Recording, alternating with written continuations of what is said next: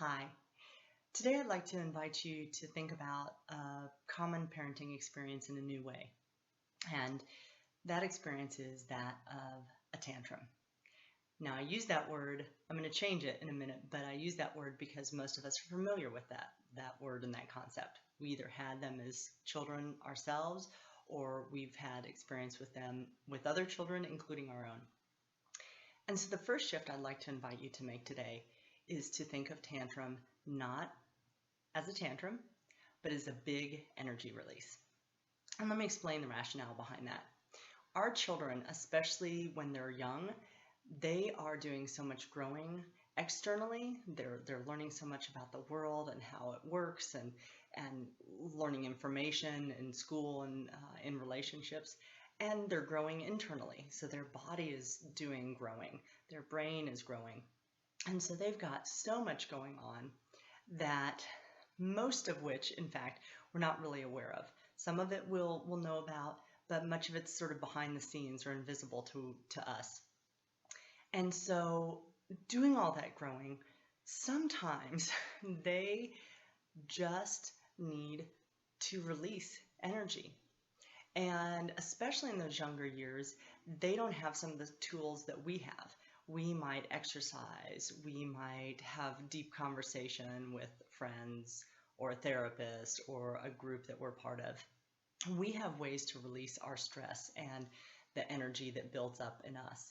But our children don't have as many of those accessible to them. And so sometimes a tantrum is really a big energy release. Tantrum, that language that most of us have grown up with and may have experienced ourselves, really is loaded. And if you think about it, you think tantrum, and what's sort of that energetic experience in your body when you hear me say the word tantrum?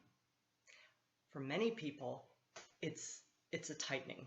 It's a shutting down, it's a clenching, a closing, because part of the mindset that we have about that, or beliefs, is that we should shut it down, cut it off, do whatever you need to get that tantrum to stop. And many of us had that happen to us when we were growing up. If we had a tantrum, the response of the adults or the reaction of the adults was cut it off, get it stopped, get that kid to stop yelling, crying, screaming. And so we have that learned impulse inside of us. And so just by changing the word tantrum to thinking about it as a big energy release, it's much more neutral. Wow, it's a big energy release. So think about it if you went on a run to release your energy, or you journaled. If somebody came in, they wouldn't see you and go, oh, stop that running, stop that journaling. That would be sort of crazy, right? Why would you do that? You're releasing your energy. Same thing with your children. Doesn't mean you're going to love it or it's going to be fun necessarily, but it's going to help shift your energy towards your child and in that environment. And that's going to have a really positive effect, because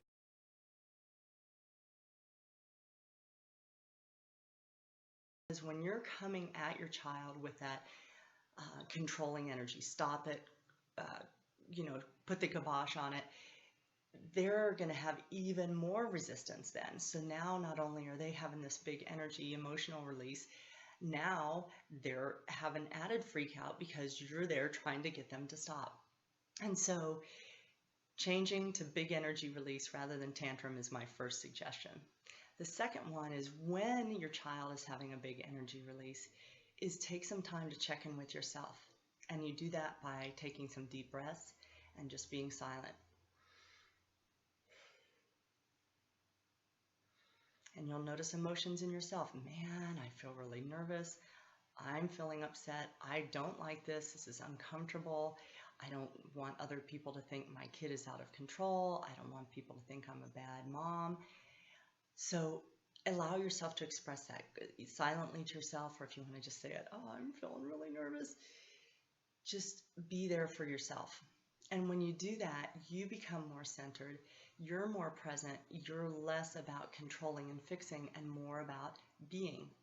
And that's really the strategy that you want to employ in terms of an actual action that you can take with your child when they're having a big energy release, is to be with them. Don't control it. Let them, they're moving through their emotional experience and they're going to do that. It's like a plant growing. It's going to grow. You might weed the garden, you might water it, you might put something on your plant if a bug is eating it or pick the bugs off. But you don't make that plant grow, it grows. Same with your child. Your child is going to move through that emotional experience by and large without you. What you can do though is make a great environment for them to do that. Make it safe for them, and that's emotionally as well as physically. Make it feel like a place, besides the safety, that it's welcome. That yes, okay, it's okay to have that big energy release. So you can say things, I really hear you. I see you're really upset. And the example that brought this up with one of my recent clients was they had sat down to dinner and their son asked for a cookie. And the parents had agreed, no, we weren't going to have a cookie because we were sitting down to dinner. And the child had a big energy release in response. And so in that case, it could be, Sam, I know you really want a cookie. I get you're really mad at mommy because you want to have it. And if you know that there's something else going on, maybe something else happened during the day that you're aware of, I get that you're also really upset that daddy didn't have the time to play with you because he stayed at work later than he normally does. I know, and that's really frustrating, and let's see if we can have some time after dinner, okay? And then, as my coach says, zip it. Just be there. Just be there. You might hold their hand if that doesn't feel too constrictive for them. You might just be there silently. So it's a real opportunity when you're faced with what used to be called a child having a tantrum to really create a different experience for yourself and your child. And you do that by reframing it as a big energy release. That's something that has a positive value to it. It's not something to stop. Second, you do it by checking in with yourself and doing what you can to stay calm and centered so you're not adding in an energy that your child feels like they have to fight against. And third, you do it by simply being with your child. Less about doing, less about talking, and more about being to help them come back to their human self and move through that emotional expression that they're having. So I welcome your questions, your comments, and your ideas about how this is working for you and anything else that I can support you with on your parenting journey.